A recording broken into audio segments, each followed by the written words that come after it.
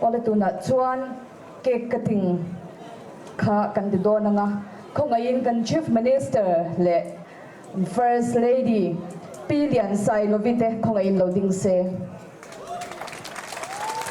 alum nan mi puiten war takin ko tin bengang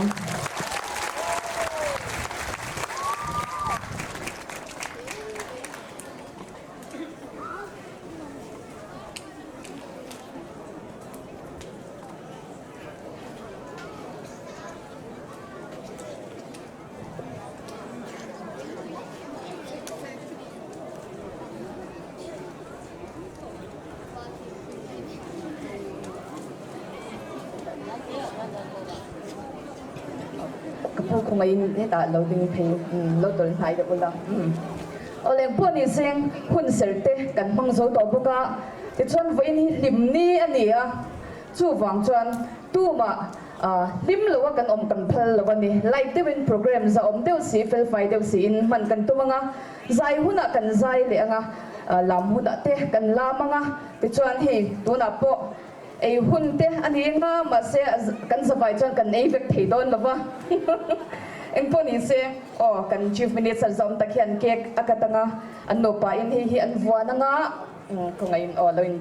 loin vun chomula an katanga chuan adin Barh ma in an kat ma in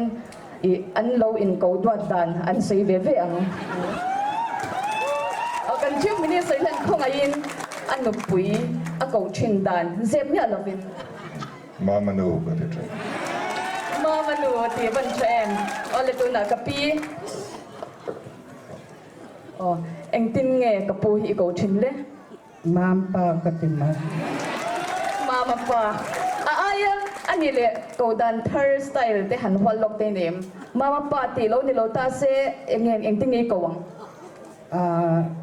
coba ko ngai na po ka ta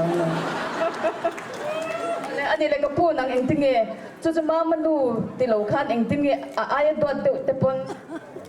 Atau biar ini kesalahan.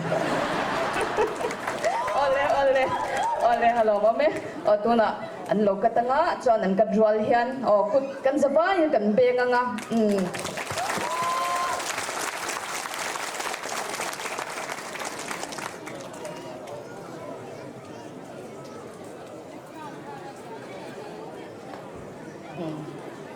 tu na an lo in barang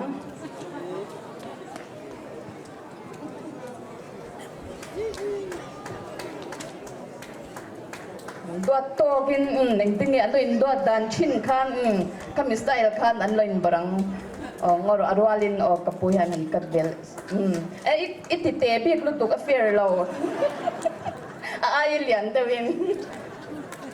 kem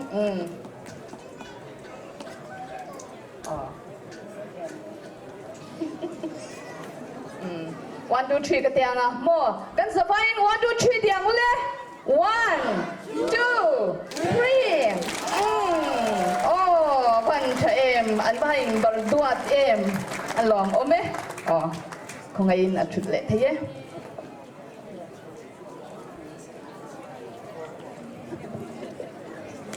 alom om le mai